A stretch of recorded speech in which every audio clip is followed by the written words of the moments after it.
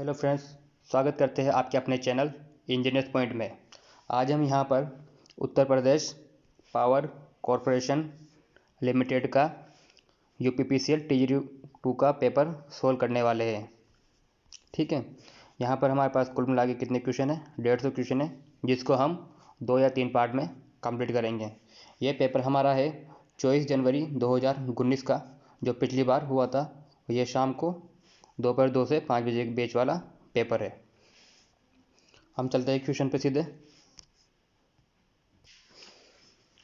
हमारा पहला क्वेश्चन है, BIS के अनुसार इमारतों और भू इलेक्ट्रोडों के बीच कम से कम दूरी होनी चाहिए, मतलब उनके बीच में कितनी दूरी रखनी चाहिए। इसका आंसर हो जाएगा हमारा 1.5 मीटर। अगला क्वेश्चन है, एक 3 फेज 50 हर्ट्ज वाली प्रेरण मोटर 1500 RPM पर चल रही है, तो पोल की संख्या क्या होगी?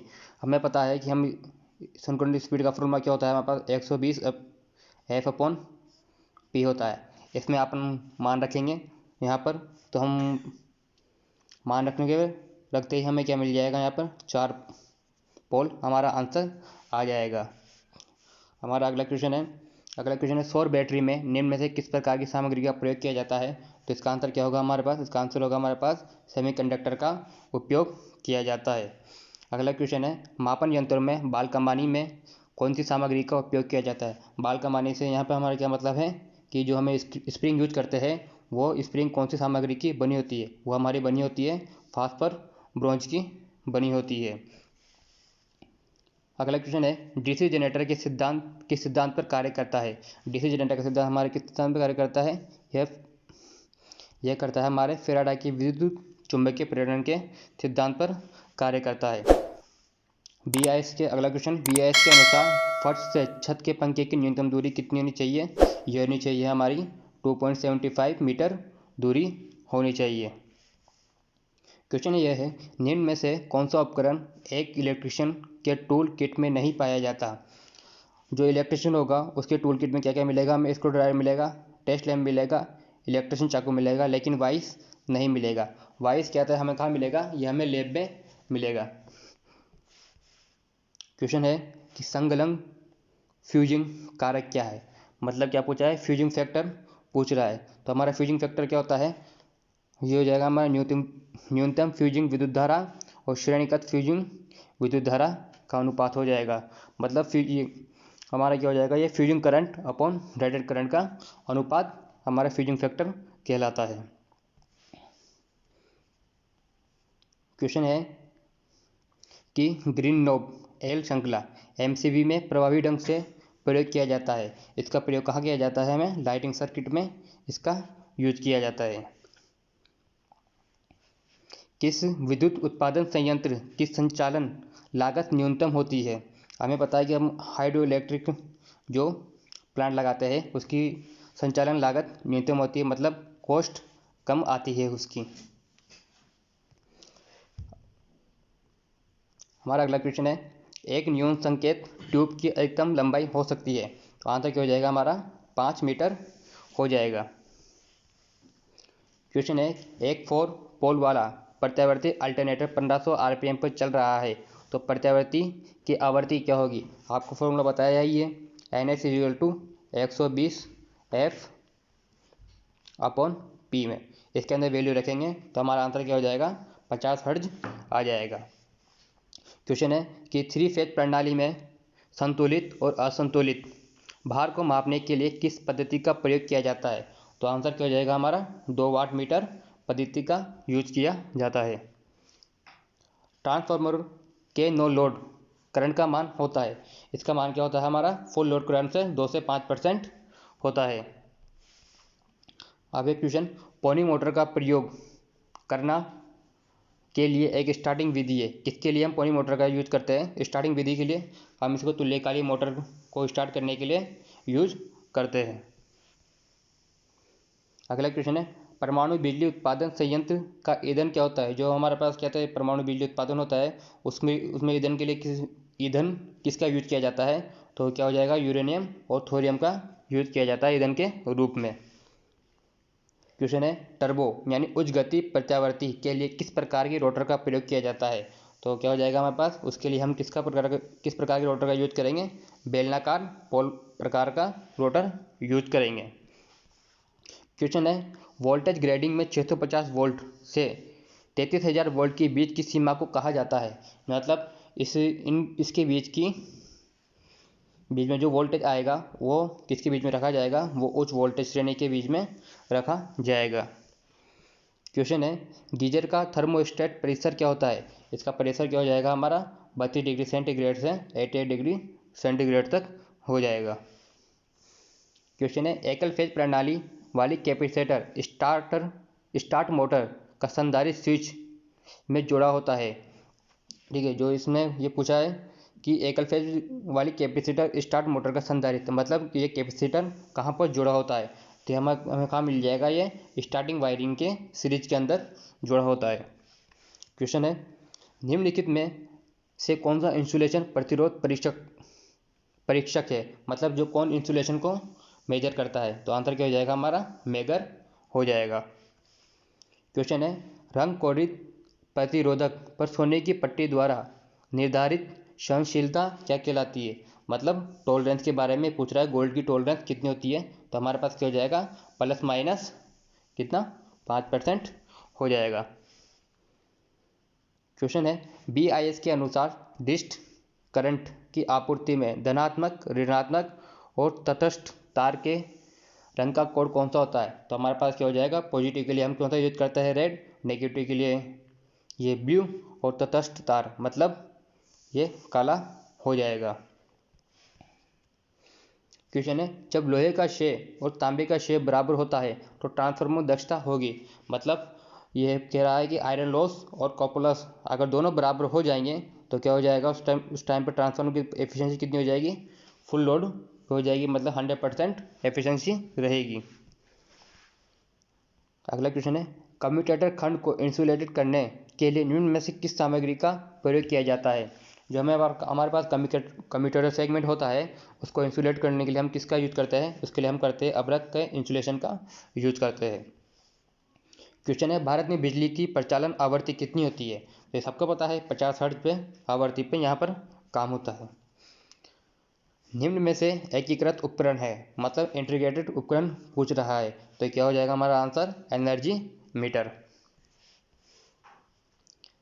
अब है, सीसा एसिड बैटरी के इलेक्ट्रोलाइट स्तर बनाए रखने के लिए कौन से पानी का उपयोग किया जाता है। हम कौन से पानी का यूज करते हैं, डिस्टिल वाटर का यूज करते हैं, मतलब आशुद्ध जल का। उद्योगों में सुरक्षा के उद्देश्य से सिंगल फेज प्रेरण मोटर द्वारा संचालित होती है। मतलब सिंगल फेज जो प्रेरण मोटर है किसके द्वारा संचालित करते हैं हम, इसमें करते हैं हम सिंगल फेज ड्यूल स्टार्टर लगाते हैं, उससे हम इसको स्टार्ट करते हैं। क्वेश्चन है, एमसीबी का पूर्ण रूप क्या है। मतलब एमसीबी की फुल फॉर्म पूछी गई है, इसकी फुल फॉर्म क्या हो जाएगी, मिनिएचर सर्किट ब्रेकर हो जाएगी। क्वेश्चन नंबर 32 है, कॉर्क स्क्रू नियम इंगित करता है। कॉर्क स्क्रू नियम से हम क्या ज्ञात करते हैं, चुंबकीय बल की रेखाएं ज्ञात करते हैं। निम्न में से किस मोटर का प्रयोग छत के पंखे में किया जाता है। किस मोटर का प्रयोग छत के पंखे में किया जाता है, स्टाई कैपेसिटर का यूज किया जाता है। क्वेश्चन है, ट्रांसफार्मर की सुरक्षा के लिए आमतौर पर किस प्रकार के रिले का उपयोग किया जाता है। सबको पता है बकॉस रिले का हम यूज करते हैं। निम्न में से किसका प्रयोग केबल को यांत्रिक सुरक्षा प्रदान करने के लिए किया जाता है। केबल को हम किससे सुरक्षा देते हैं, कोचित तार, मतलब कवर्ड इंसुलेटेड यूज करते हैं। क्वेश्चन है, अमेरिका में डोमेस्टिक बिजली का परिचालन आवृत्ति है। तो अमेरिका में जो कहते हैं बिजली यूज होती है वहाँ की फ्रिक्वेंसी कितनी है, वहाँ की फ्रिक्वेंसी है हमारी 60 हर्ट्ज, और इंडिया की कितनी है 50 हर्ट्ज। ठीक है। क्वेश्चन है, डेल्टा कनेक्शन में लाइन वोल्टेज किसके बराबर होता है। डेल्टा कनेक्शन में लाइन वोल्टेज किसके, फेज वोल्टेज के बराबर होता है। हेलोन सीटीसी प्रकार के अग्निशामक का बुझाने के लिए प्रयोग किया जाता है। जो हेलोन गैसें होती है और कार्बन टेट्राक्लोराइड का कौन सी आग को बुझाने के लिए किया जाता है? यह हमारी हो जाएगी बिजली से लगने वाली आग को बुझाने के लिए इन दोनों का यूज किया जाता है। तार के मानक गेज की सीमा कितनी होती है? तार के मानक गेज की सीमा कितनी होती है? 0 से 36 SWG, स्टैंडर्ड वायर गेज। संतुलित लोड से जुड़े 3 फेज वाले स्टार में न्यूट्रल में करंट होता है। मतलब क्या, जो बैलेंस लोड पूछ रहा है, बैलेंस लोड है और उसमें क्या था, न्यूट्रल में करंट पूछ रहा है, तो न्यूट्रल में करंट कितना होगा हमारे पास? 0 होगा, क्योंकि क्या था, लोड कौन सा है? बैलेंस है। आप कोरोना के प्रभाव को कैसे कम कर सकते हैं? हम कोरोना के प्रभाव को कंडक्टर और SCSR कंडक्टर के पेड़ियों के बीच उचित अंतराल करके क्या कर सकते हैं? कम कर सकते हैं। सजावटी प्रकाश व्यवस्था में श्रृंखला में कई लाइट किसके द्वारा नियंत्रित की जाती है? यह हमारी ड्रम स्विच के द्वारा नियंत्रित की जाती है। क्वेश्चन है, फैराडे के इलेक्ट्रोलाइसिस के पहले नियम के अनुसार द्रव्यमान m के बराबर होता है। तो हमें पता है कि यदि हम किसी इलेक्ट्रोलाइट में करंट फ्लो कराते हैं तो जो उसके अंदर नंबर ऑफ आयन है वो किसके समानुपाती होते हैं? नंबर ऑफ आयन हमारे समानुपाती होते हैं, उसमें बहने वाली करंट के समानुपाती होते हैं। तो यहाँ पर हमारा फॉर्मूला हो जाएगा यहाँ पर m बराबर ZIT। ठीक है, तो हमारा आंसर हो जाएगा ZIT के बराबर होते हैं। अगला क्वेश्चन है, चल लौह उपकरण मूविंग आयरन इंस्ट्रूमेंट का प्रयोग किया जाता है। तो इसका आंसर हो जाएगा हमारा AC और DC के लिए यूज किया जाता है। और MI इंस्ट्रूमेंट में हम कौन सी डैम्पिंग यूज करते हैं? इसके अंदर हम एयर डैम्पिंग यूज करते हैं। हाई स्पीड इस्पात में कार्बन का प्रतिशत कितना होता है? इसके अंदर होता है हमारे पास 0.75 से 1% तक यूज किया जाता है। अगर हम इसमें क्या कार्बन की मात्रा ज़्यादा मिलाएंगे तो ये और कठोर हो जाएगा और ये बाद में जाकर टूट जाएगा। क्वेश्चन है, विद्युत इंडक्टिव सर्किट में पावर क्या होती है? एक यह पूछ रहा है कि प्योर इंडक्टिव सर्किट के अंदर पावर कितनी होती है? तो इसके अंदर पावर हो जाएगी हमारे पास 0 हो जाएगी। क्वेश्चन है कि पूरी अंतराल वाइंडिंग में कॉयल अंतराल और पोल अंतराल के बीच में क्या संबंध है? मतलब ये कह रहा है कि फुल वाइंडिंग के अंदर कॉयल पिच और पोल पिच का अंतर कितना होता है? क्या होते हैं दोनों? कॉयल पिच और पोल पिच बराबर होते हैं। यदि एक तुल्यकालिक मोटर अति उत्तेजित होकर चल रही है तो शक्ति कारक क्या होगा? मतलब सिंक्रोनस मोटर अगर एक्साइटेड होकर चल रही है, यानी ओवर एक्साइटेड होकर, तो उसका पावर फैक्टर क्या हो जाएगा? उसका पावर फैक्टर लीडिंग हो जाएगा।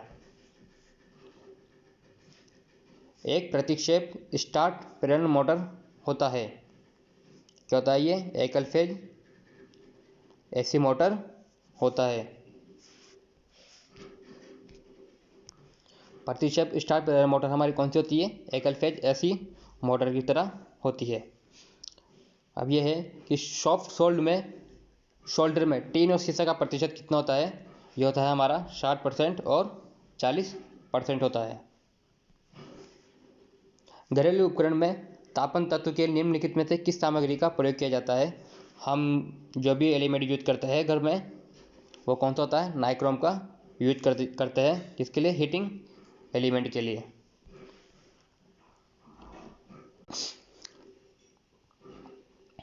ऐसी सर्किट में अगर वोल्टेज और करंट के बीच का फेज अंतर 90 डिग्री है तो विद्युत शक्ति क्या होगी? हमें पता है फॉर्मूला क्या होता है यहाँ पे पावर का। AC में VI cos फाई होगा। ठीक है, यहाँ फाई का एंगल क्या रख देंगे? 90 रख देंगे तो क्या हो जाएगा हमारे पास? 0 हो जाएगा।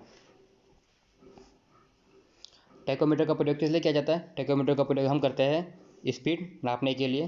किसी भी मोटर की, जनरेटर की, वो कितनी स्पीड पर चल रहा है उसकी गति को हम इससे चेक करते हैं।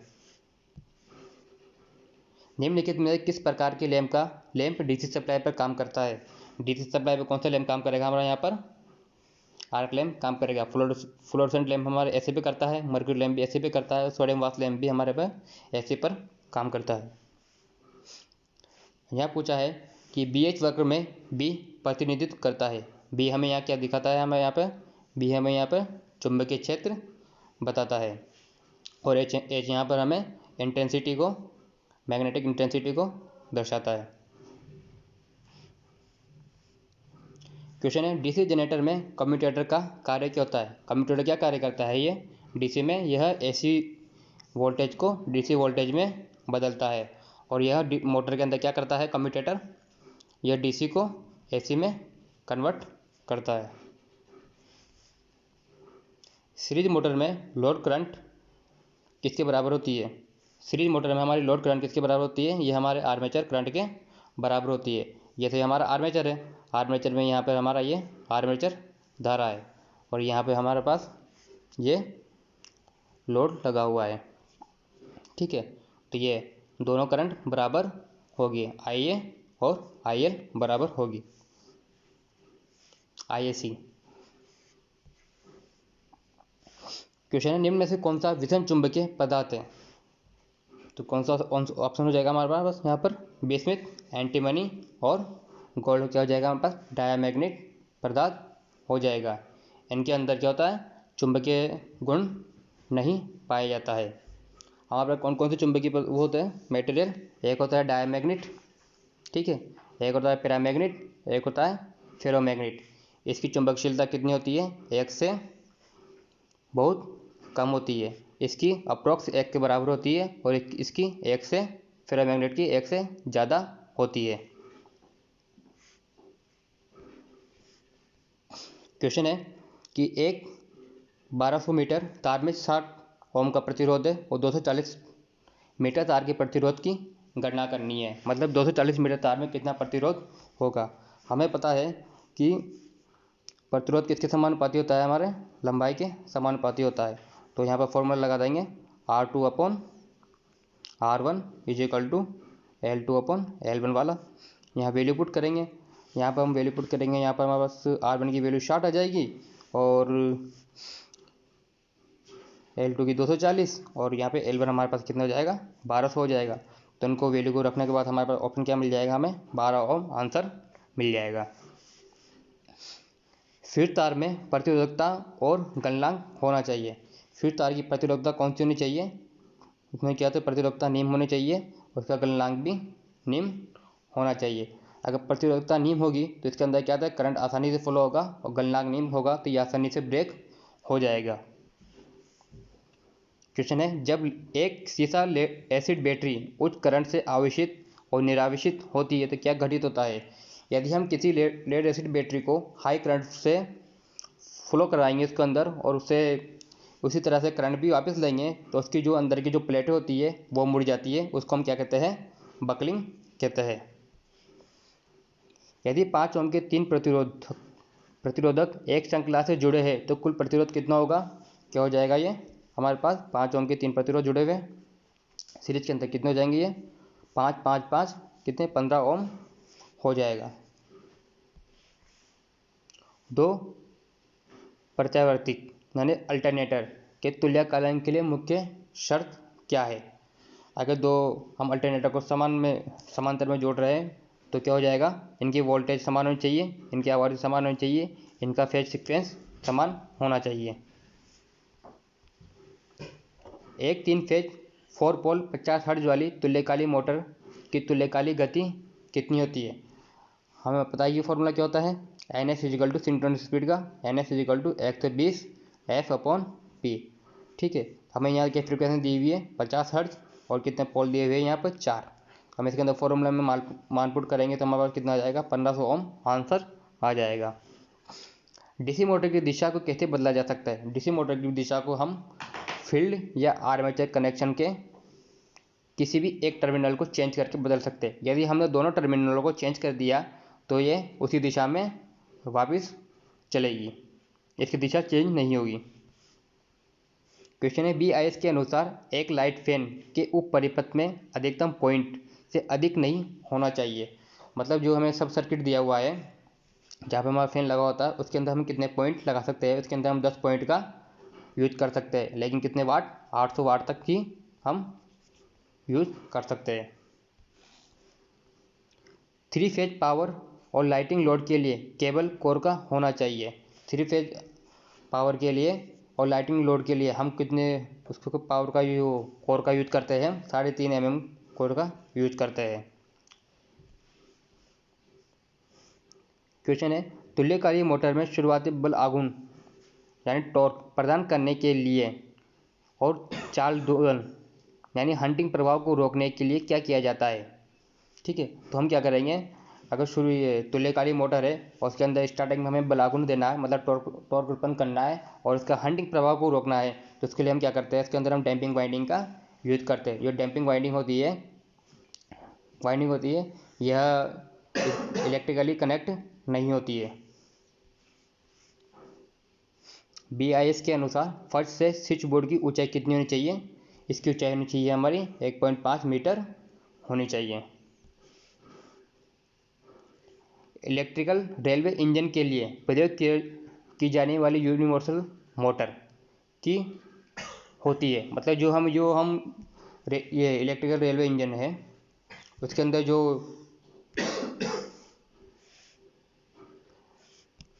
रेलवे इंजन है जिसके अंदर हम यूनिवर्सल मोटर यूज करते हैं वो कितनी HP की होती है हमारी, वो होती है हमारी 2200 HP की होती है। DC सीरीज मोटर का प्रारंभिक टॉर्क क्या होता है, DC सीरीज मोटर का प्रारंभिक टॉर्क हमेशा हाई होता है और DC सीरीज मोटर को कभी भी नो लोड पर नहीं चलाते।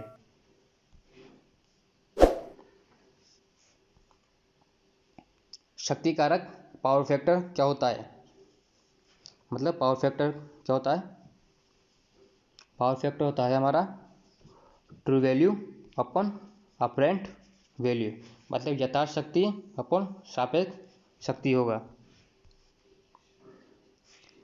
निम्न में से किस मोटर को कम लागत के रखरखाव की अति आवश्यकता होती है, यह होगी हमारी प्रेरण मोटर। क्या हो जाएगा इसका आंसर, इंडक्शन मोटर हो जाएगा। क्वेश्चन है, PVC कंडक्ट वायरिंग में के मामले में PVC कंडक्ट नाली की न्यूनतम मोटाई होनी चाहिए, ये हो जाएगा हमारा 1.5 mm का हो जाएगा। ऐसी सर्किट में पूर्ण प्रतिरोध को कहा जाता है, ऐसे सर्किट में पूर्ण प्रतिरोध को क्या कहा जाएगा, प्रतिबाधा कहा जाता है। आज की वीडियो को हम यहीं समाप्त करते हैं।